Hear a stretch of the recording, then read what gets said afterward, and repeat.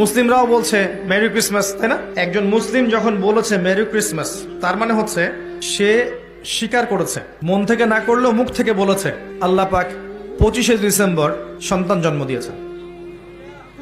বুঝি না আমরা কি বলি, অথচ এই কথা যদি আসমান সমূহ শুনতো, পাহাড় শুনতো, রিয়াক্ট করার ক্ষমতা পেত, ইখতিয়ার পেত, তারা নিজের অবস্থান থেকে সরে যেত। শোনেন, যখন নূহ আলাইহিস সালাম ছিলেন, তিনি মুসলিমই ছিলেন এবং তার ধর্মের নাম ইসলামই ছিল। যখন ইব্রাহিম আলাইহিস সালাম ছিলেন, তার রিলিজনের নাম ইসলামই ছিল, তিনি মুসলিমই ছিলেন। দাউদ, সুলাইমান, ঈসা, মূসা, শুআয়ব, হুদ, সালেহ, মুহাম্মদ সাল্লাল্লাহু আলাইহি ওয়াসাল্লাম, কোন নবী মুসলিম ছাড়া অন্য কিছু ছিলেন না।